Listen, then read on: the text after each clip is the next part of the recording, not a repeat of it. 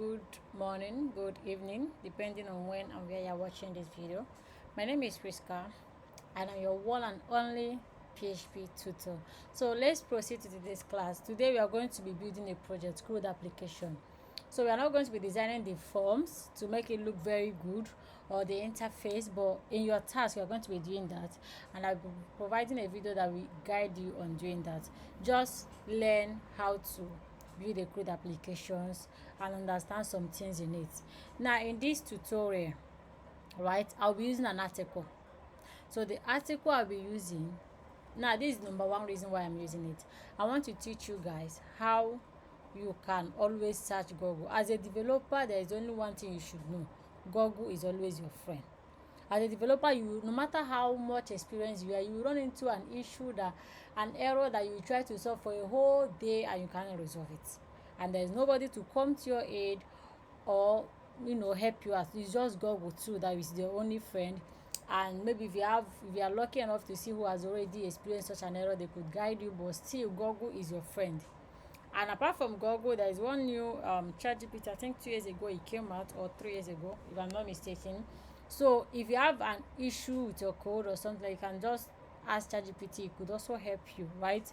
It could bring up suggestions of what could be the problem if you are not satisfied with that one, because at times ChatGPT give code that is just way too wrong and will not satisfy your need, and at times it works well, right? So I also saw most of you copying exactly what you just see and paste. That is not how it works. When you copy something or when you search for something, it's just for you to have an idea of it. You scroll through it, see how it works. If possible, you can even rewrite it by yourself, just to make sure you are getting the things well, right? So don't just the fact I'm teaching you how to use article, search for things on Google, does not mean that you're not going to work out things on your own or know it. At times you might even get in a situation whereby you are stranded, your network is not working, you have to just depend on your brain. That's why when you go through the articles, you're able to know them, and so that should I have it offhand, you don't need to cram it. Coding can be crammed. Just understand the necessary steps. That's why I explain every steps I take, right? So now let's proceed. You might be wondering how I got here. I just typed CRUD application, right? Application with copy. As you can see, it's still here recently, and boom, I'm seeing many tutorials on it. You can see how this one was designed, the interface, how it's looking. They just tie their buttons and all of that, and that was done with Bootstrap or normal CSS. But our own, I prefer to click on this first link, and I think that is the first. Okay, this one is different. The first link I clicked was actually, it got me here. So they have the more you search on Google, the more you see different solutions. When you scroll down, you can see this is their database connection. They follow the simple step-by-step method. You can see, right? So you can always search through Google. So when I searched mine, I prefer to use this. Okay, so we are going to be using this article, so you understand how to use it, right? Search for Google, get solutions and all of that. And ChatGPT too. Let me also tell you that. Let me try to refresh.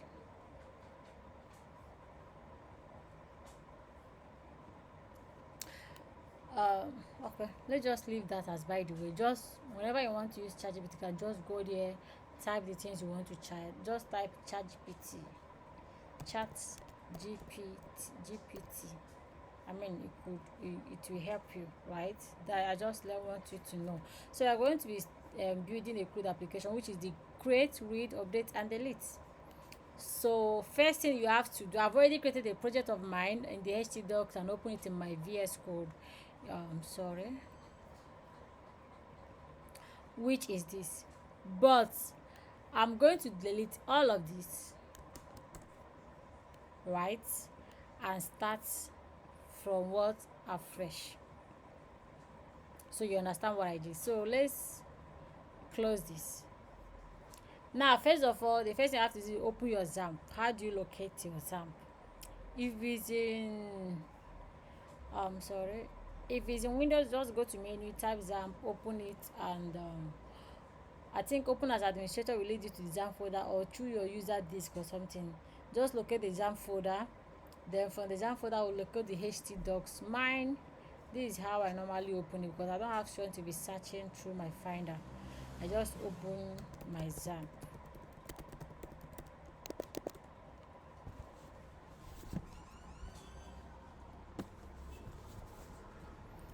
Okay, when I open my XAMPP, I click on open application folder. It takes me to the XAMPP folder. Here I am. So locate the htdocs, see the htdocs folder, double click, and here I am. I created a project called it CRUD app. A folder. If you want to create a folder here, just right click. If it's Mac, control click will give you this. Then click on new folder, create it, and give it a name, CRUD app. Now close it, go over to your VS Code, open a new window. Now try to open the folder that you created. My XAMPP. Okay, so this is my XAMPP files. When you click on it, htdocs, inside the htdocs, this is my project CRUD app. Open it, and here I am. So that is basically what and all that you need to do. Now there's one thing I need you to remember.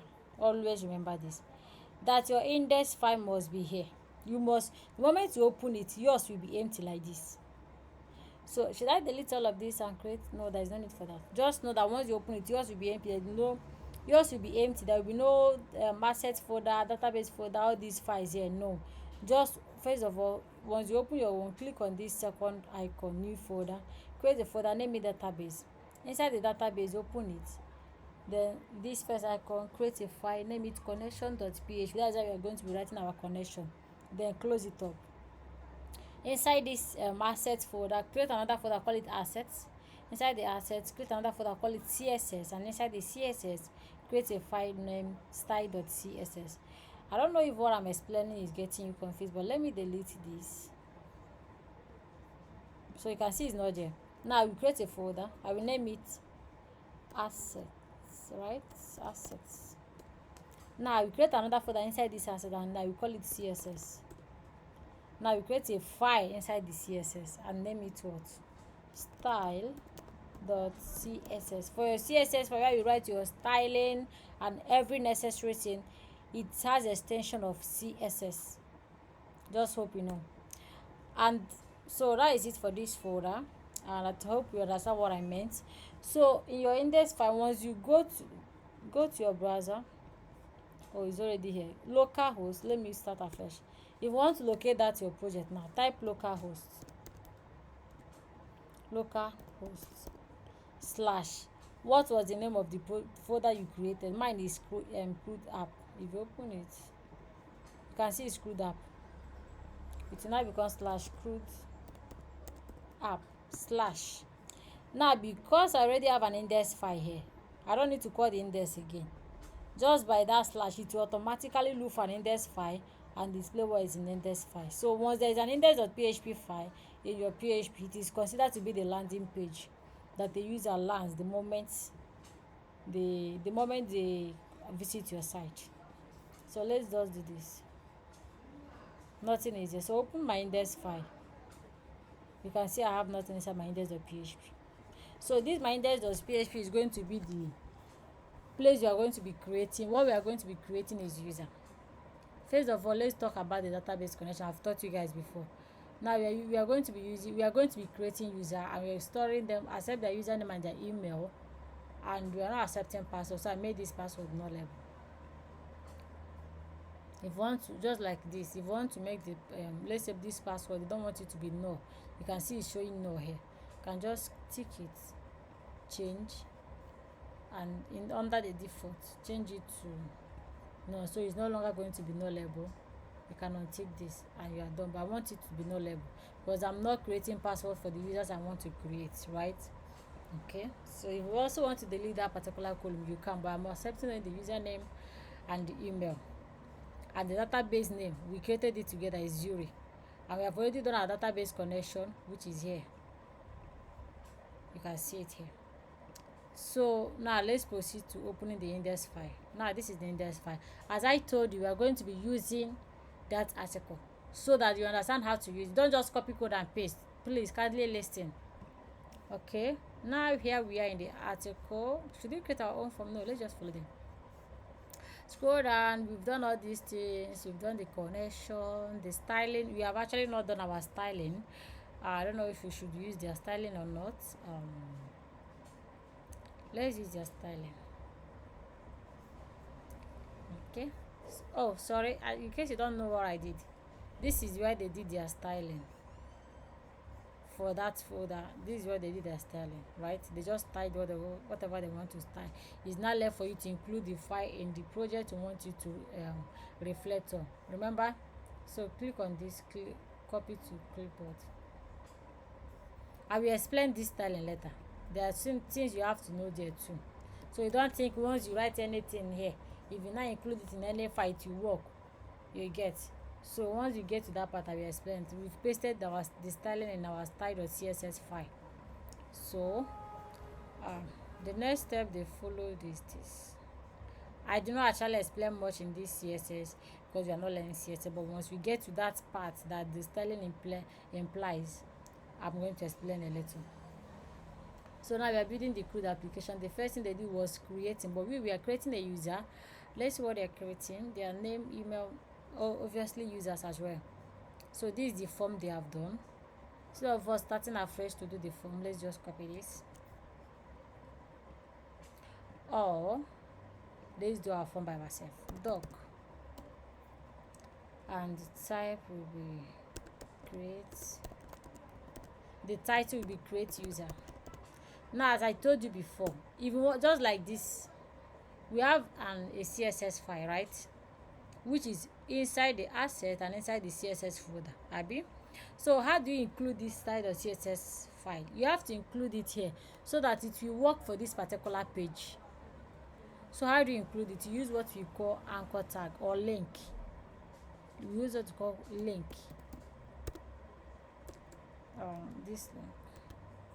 This is it. To inside this href, you now call the assets. We've not gotten this part yet. I don't know why I'm calling it style.css. So by this you've included it here. So any style here, as far as it matches. So let's create our form. I think since we're using their style, we should follow their method. So okay, they also added it. You can see it here. They also added it. Let's go. Where is their form? Inside their body, they have a div.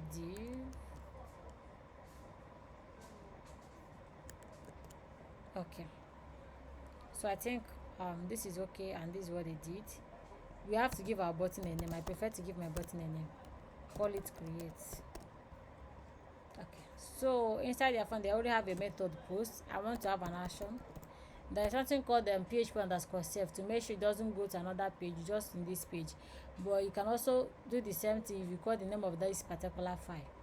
So I prefer calling the name of this particular file. I don't know for you, most of you guys did a good practice in your code. You use the PHP_serve. That is server_ $post. I think so. Okay, so I think our form matches with theirs, right? And we've already included this, and they've included it too. Okay, so this is the writing. I want us to write. This is very important part, so we can't just be copying it like that. So our PHP code will be in this same file, but at the very top. Now open your PHP tag. Remember to close because there's HTML in here. So the first thing we have to do is what? Include our what? The first thing we are going to do is to include our database connection. So use the include once function, and call it database/connection.php. Now for us to be sure that it is included, let's just echo something here. Let's echo this. If you include it, every message here will be showing here. So let's just run this index and see if it's included and see if the message will show. Oh wow, you see our form looks good, and the database is included because the message is displaying. Hope you understand what I did.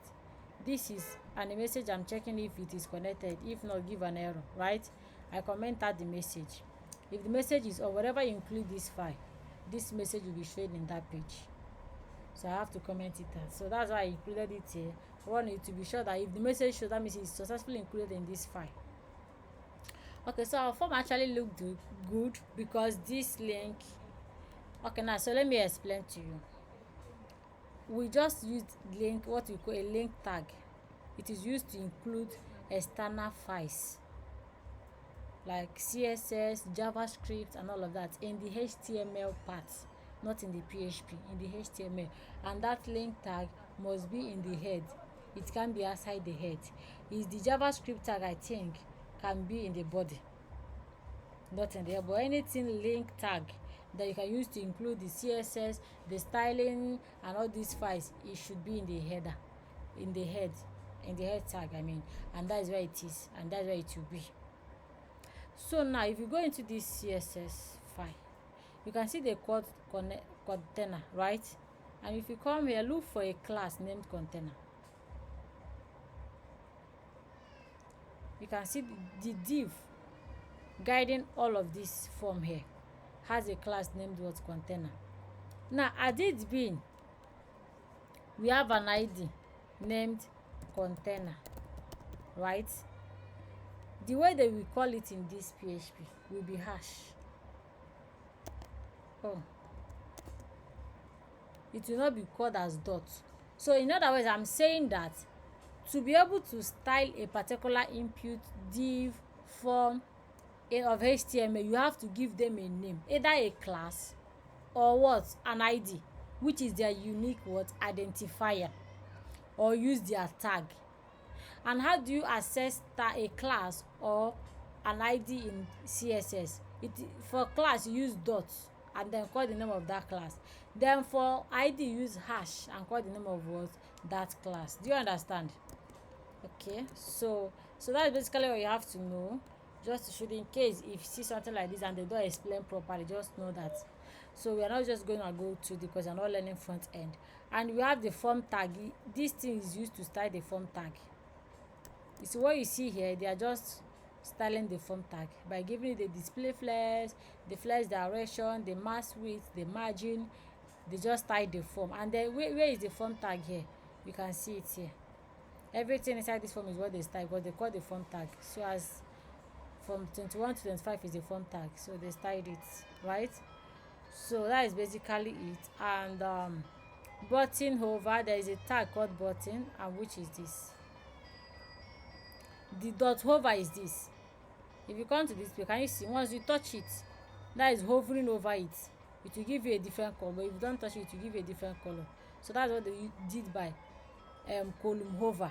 They give you the color they want it whenever you to display, whenever you hover your cursor around the button. So that is basically about CSS. So let's go back. Now that we are here, we have included our database. Let's proceed to doing what? Saving our user. So the first thing we have to do is this. If I set, I actually love using this I set. $_post, the name of that button, which is what? Create. I think that is all I need to check.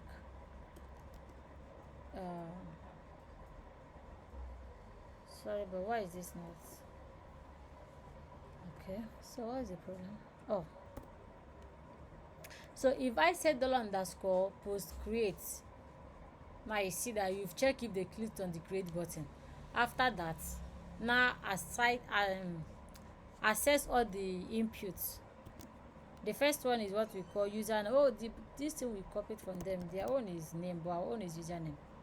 So call the variable name username, which is equals to username. The next one should be email. And I think this is the two inputs we are accepting from the users.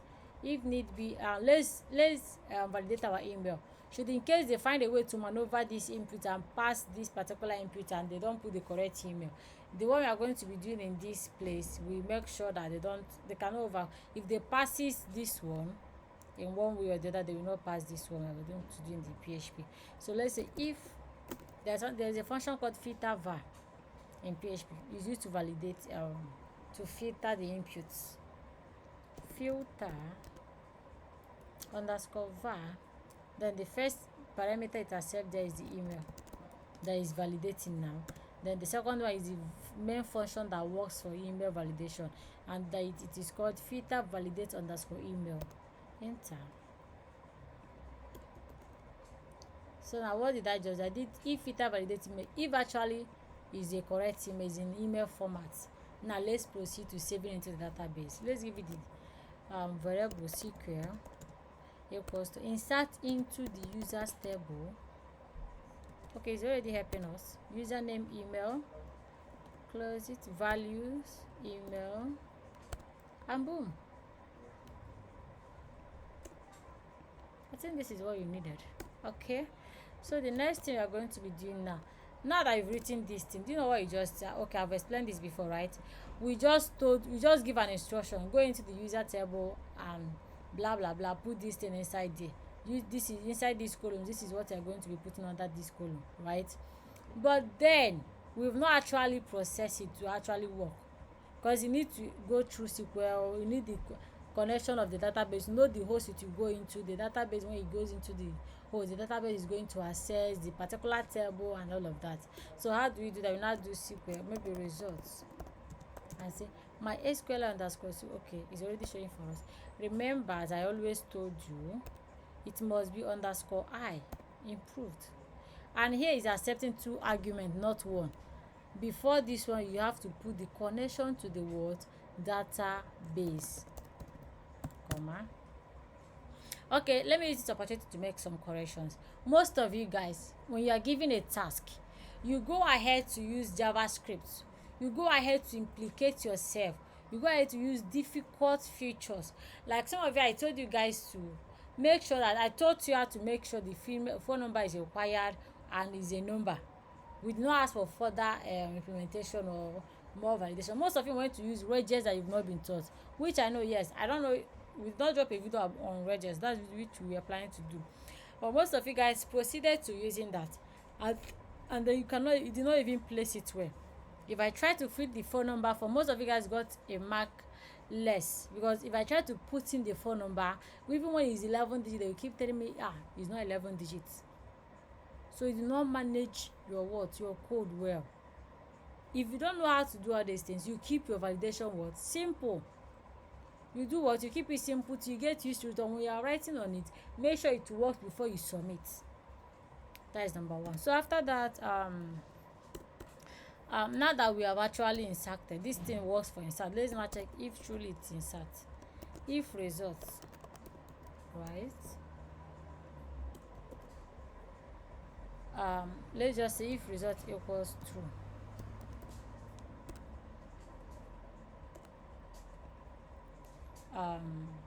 Echo. Let's see if they start their outputs. Okay, they actually did not start their output, but I would really love to use this con error. They didn't start their output, and I do not intend to redirect these people. I do not intend to redirect them, or should I do redirection? Let's not redirect them. Let's just tell them user added successful. Then S, that means if it's not working, do con error to display the database error. You see, using this con error can help you in many ways. There are some errors that let's assume you are inserting 2 multiple columns, and then you missed to add 1 single quote in one of these things. You will not get an error. It will keep telling you different errors. But when you use this con error, it will specifically point this out for you. You get? And when you get into such an error, you can just copy the code, go to ChatGPT and paste it, and show the error you get it to factor the code and bring it out. And you now notice that, okay, this is where your error was coming from. Okay, so I think this is it for creating user. Let's go back. Let's try to add Priska.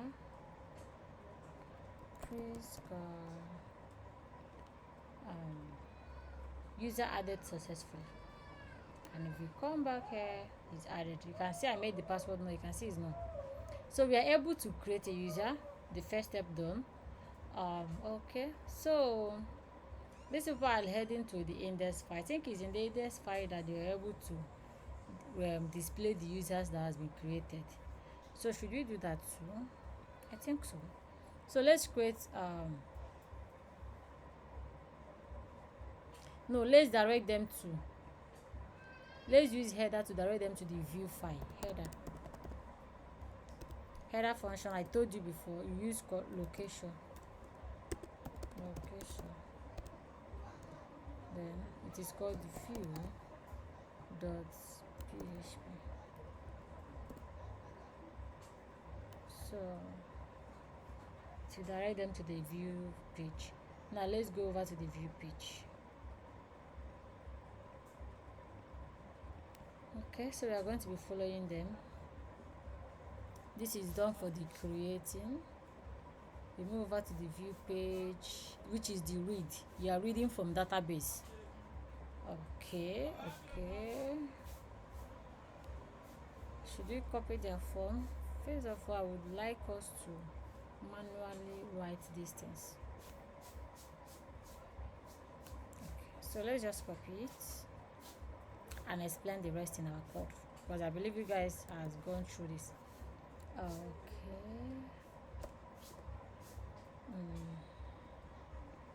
Our inclusion, we copy it, come over here, we paste it, and let's start one after the other. First of all, let's write the code. Okay, so now this is reading from where? The database. How do you read from the database? You do select everything from users. You want to get everything. Let's assume you want to get only the users that have email. You can say, okay, let's assume you want to get only the users. You know, we have a user here. The ones that had the password and the one that doesn't have password. Now you can say, you can give a condition. When you want to get something from the database, the function to use is select. You can say select name. The name, okay, is username, abi? Username. Now selecting username is meaning select, come into this user tab and select just what? Username. And you can give your condition where, let's say password, let's use that password is equals to null, right? So this is you getting something from the database in based on condition, right? I want to get a username from the database, from the users table, only when their password is empty, only when their password is null. That is what I want. Don't give me anything less than that, right? So if I use this method, I will get exactly what I want. So, and then after you run, just remember, as I told you before, once you write your instruction, you have to use mysql_query. You put in the SQL code, that is the variable for this, and then the connection which is necessary. That when you put it in the bracket, you'll be able to what? That means the code is running, what you did is working. So let's say this is what we want to do. The next thing we are going to be doing, and we are not going to be using this, so I don't confuse you guys. It's a step at a time. We now have results or view equals mysqli underscore query, mysqli underscore query. Now inside the query, call the connection to that database, comma. Now the variable of where you wrote your instruction, what they are supposed to do, so that when this MySQL query locates this, that the host with what you've provided in this variable, right, and locate the database, it will now carry out this what? Instruction. Do you understand? So call out this variable. Just understand how it works and the flow of it. With this like this, you now do if result, that is if view. Okay, if view.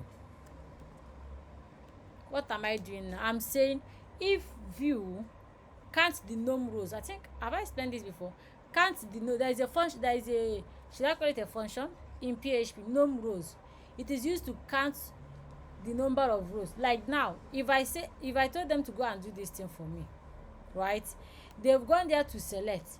If they come back after running this thing, they are coming back to me with a response. So it's by questioning this variable that I know whether they come back with a response or not, abi. So for me to now get that response, I will now check if that view can it, as far as you are selecting, you are getting from database, it will come back in numbers, either 1 row, either 2 rows, either 3 rows, either 0 rows, right? So I'm going to be doing, I will now use the num rows function in PHP. If num rows, I will call that particular variable, which is view, which is what I'm questioning. If view num rows is equals to 0, that means he went there and he did not find what matches my condition. Maybe he did not find a user where the password is null. That means I will not say if no view hyphen, that is the arrow, num rows is equals to 0. That means it is 0. Just display empty users for me, or assign a variable empty. But if it is greater than 0, right, I will proceed with my necessary thing by fetching it in associative array. That is what we mean by fetch assoc. It means fetch in associative array. So it will be in an array format. Then I will now return these users, and then that is what I will now be using to get each of them. If I do for each, I will now be getting the username, ID, and all those stuff, right? I hope you understand where I'm coming from. So now that I have done this, if after this, the next thing is to query it. View num rows, I normally prefer, okay, let's just use greater than 0. So I normally prefer use the equals 0, then the else condition, I will now do what I want to do. But since this is already here, let's do greater than. So I will say if it goes into this place and come back with something, if the row greater than 0, that means they actually found something. Now find it for, use a while loop. Now what is the condition that this thing will keep running on? It is to check, create a variable row, and say result fetch assoc. The result fetch assoc is not result, is view. Remember, that's where you carried out your operation now. So you must always use it. So he came back with something more than 0. Now fetch that thing that he came back with, bring it out in a form of what? Associative array, so that I can access it this way. If it's not in an associative array, I cannot use a square bracket to access ID. I will not do user hyphen ID, right? So I want it to be in what? Associative array, which is fetch assoc, and it works better. Then I will not do, since they are going to be in an associative array, I will create if you don't create a user's this, and initially assign it to an array, it will be hard for you to store an array inside a particular variable that is not an array. So that's why you can see they created a user's table, a user's variable, and assign it to what array. You can change this array to this. It's also an array, just so you know. So now, if you want, now that you've assigned it as, whenever you want to call this user, they are always what in form of an array. Array must be in front of them, equals to what? This row, which is containing the details we fetch in our associative array. Do you understand? When you have done this, you can close the connection or not. Then you now come down, create a table list. Create a table. You can see the table list. I don't know if you understand this. You understand it because it's not that kind of difficult to understand. Create a table list, right? Then the TR for the table, TH is for the columns, and then TD is for the data inside the columns. You can see this one is TH, this one is TD. You call out the columns, and then inside them we are now getting the so I want it to be username, not, and this one is also going to be username. So you're now going to be get the user ID, the ID of that user, the username, and the email of that user. Now there's something called SQL no, it's not SQL query query something. I've actually forgotten. It's been so long in PHP. I've actually forgotten. But the more you go through it, the more you watch videos, the more you get the name of this. That is passing an ID in a URL. Because the moment passing a URL in a link or an ID attached with an ID, so you can see that the ones when you click on edit. Let me just show you something. So you are inside the TD now. This is where you put in the value for actions, abi. Now we want to have they have edit and the delete. Now remember they're using an anchor tag. An anchor tag is used to do what? Add a link. Anchor tag, that is a tag now, is used to add a link. So inside the link, which is href, what did they add there? They added update.php. So the once you click on edit, it takes you to where? Update.php file. That's what they want, right? So now you have to put in the name of that file here, equals to the ID of that, because once I click on edit and it takes me to the file, I mean it doesn't take me to the particular ID of that user, abi? So for it to take you to the particular ID of that particular user, so you can be able to edit only for that user, then you have to attach the ID of that user. So once you are done editing it and click on update, you update for that user. So you can be able to retrieve the ID of that user as long as you attach it in this button. So that's why you see the name of the file (ID) is equals to what? You use a PHP code to call out the ID, echo it out. Do you get it now? So our own is not update, our own is what? Edit .php, and the delete.php, right? So I think this is okay for us.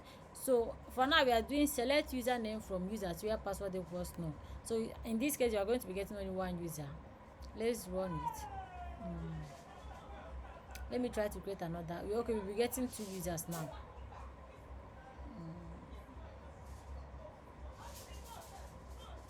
Usually, so once I'm done, it brings me to this place. As you already know, after successfully adding, I bring you to the view.php. You can see it's showing ID, username, email, and actions. Now if you come to this place, all this works. So why is it not displaying something? So let's go back to our code and know why we are not getting anything. So we are doing echo user ID, echo username, and echo email.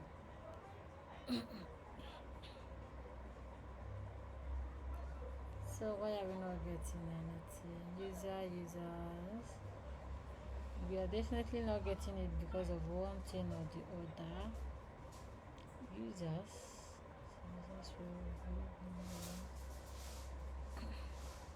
Did we do anything here? Okay, why don't we okay, we can use dump. Sorry, var dump. I wanted to say did because of Laravel, don't mind me. Let's var dump this and see what it returns for us. Okay, no, let's var dump the view. Now we are debugging our code to know why we are not getting a response. That's what we are doing. No need of going back to that place. Let's try it. So it returns what for us? 5 current feed in 0 count into 0 using a object method. Let's try to get it in after fetching it in an associative array. Let's var dump the rows.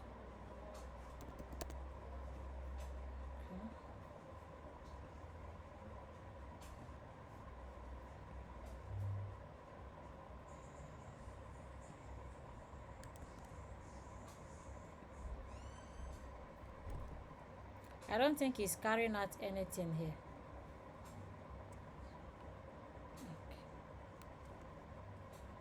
Okay, view numbers. Okay, why don't I do this? My SQLi underscore numbers. So I call the view and then I do something like this and say if it is greater than 0, and then I echo hi. Then let's go back. Where are we exactly? Okay, so we are still in the view file.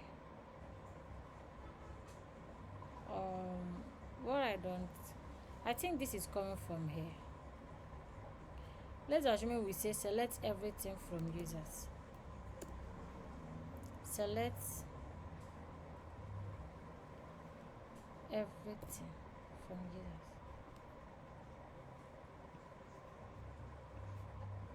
Oh wow, it's working. So it's from our code.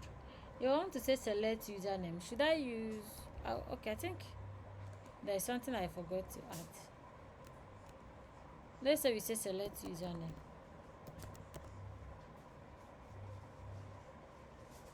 If we are selecting username, so we can't be displaying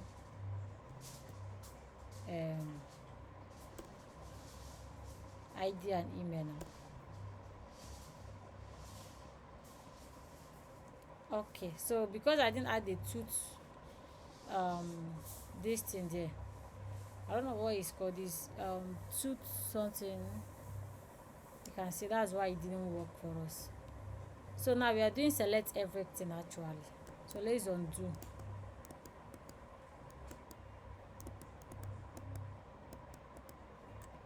So when we do select everything and this,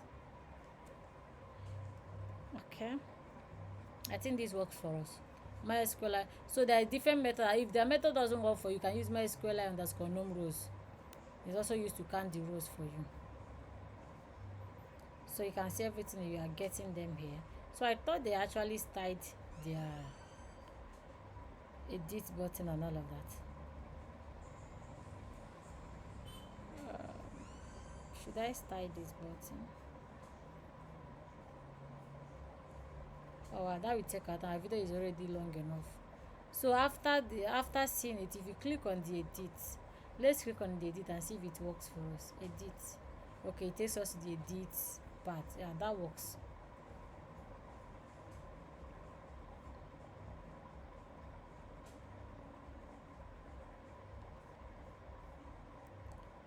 So after that, this is the code for their updates.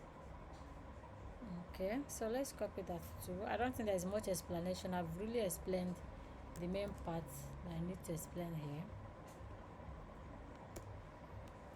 Okay, for the database inclusion, we copy our own, replace theirs.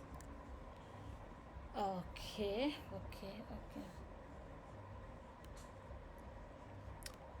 So in here we are going to be updating, but the first thing first before we can update is to confirm that this ID,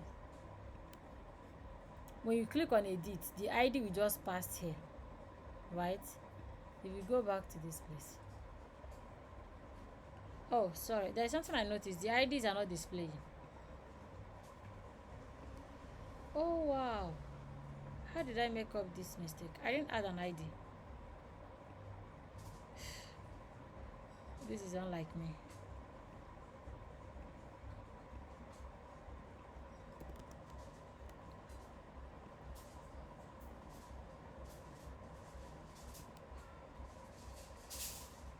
Okay, so now that we've added an ID, so they have their IDs. Oh, we've actually pasted something. Wow. Okay, so what I wanted to explain is that edit ID, right? So before we can proceed to editing means getting what they have in the database, showing to them, so they will see what they want to edit. They will not take it out and say no, I don't want this, and they will give it a new name. That's why I told you that value comes in, not placeholder, right? So if I click on this edit, the ID is going with it. So if in this edit page, I will have to first of all check request method get. This is already a get request. As far as a link that is attached with an ID, this is a get request. You're not getting something from them. And I set an ID. If an ID is truly coming with it, which is coming with it now, then I will not assign that ID as a value, as a variable ID, and then I will not select everything from users where that ID matches. So that is what I will be displaying. That particular ID details is now what I will be displaying in this form. So when they come, they can do what? They can take it out and put in their own. Hope you get it. Okay, so then after that, they fetch it in the associative array, as I told you.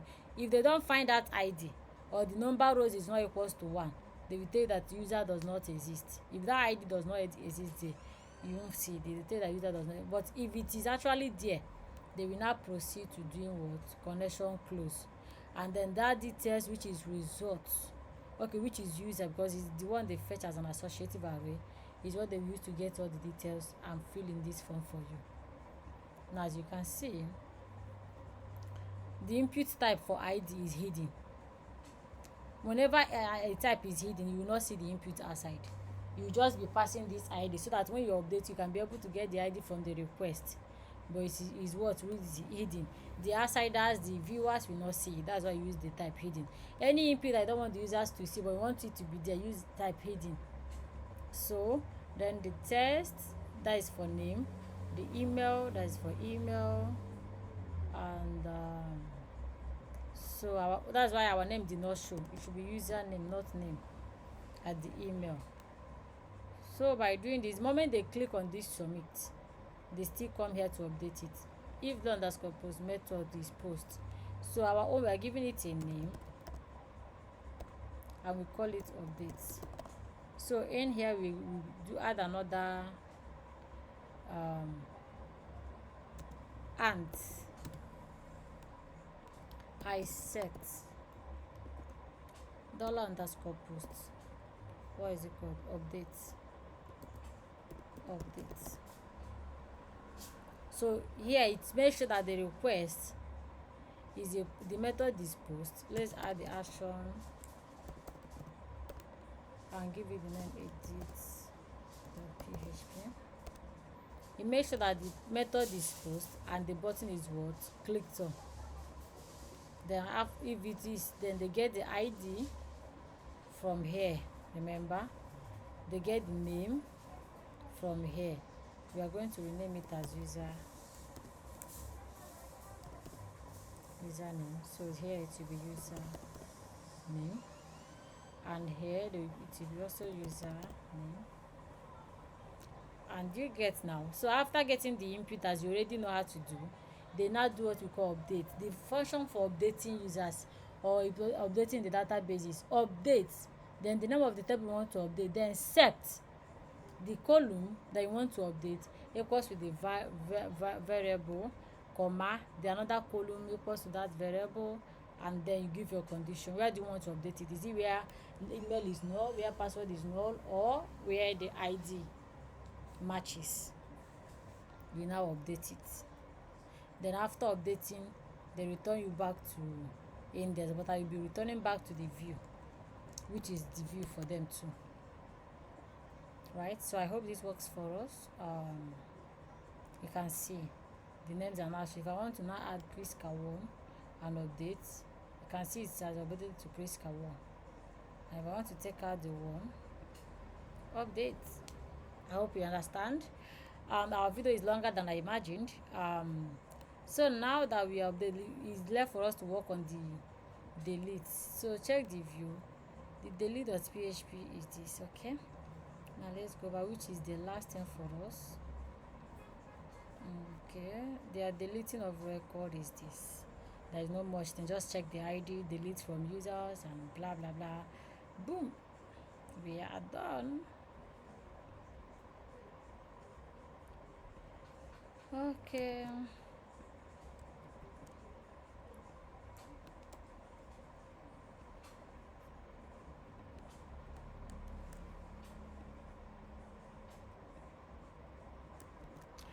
And so this is it. As you already know, they check the method is get, they check the ID that you clicked on.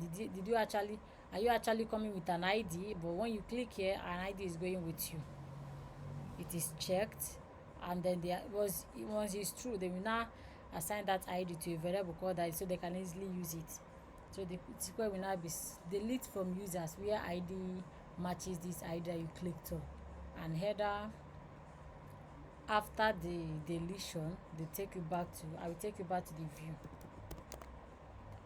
And if it doesn't work, I give an error. Okay.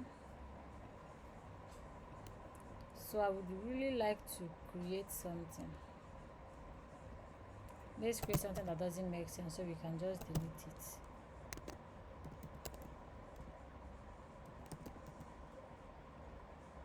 Okay, so we can click on delete and it's back.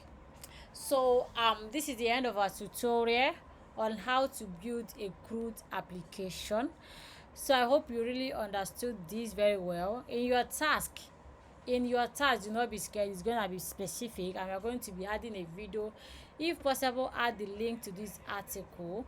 And if you're thinking, how do you get this article, just look at this, pause this video, look at this, just type this thing out in your tab or in your browser, and it brings you to this same place that we are, and you follow the step. That doesn't mean you should just copy the code and paste. Understand how it works. The fact I told you to always Google does not mean you should not know it. And then maybe you keep it and waiting when you ask to do something. Maybe you get an internship and now be looking for when you get the internship, and then if they give you work, you come back to browse it. Know it, just like I explained. That's why I use my hand to explain it. Okay, so thank you for today's class, and I hope to meet you in next class, and I wish you good luck in your tech journey, which I know you're gonna succeed. Thank you and bye.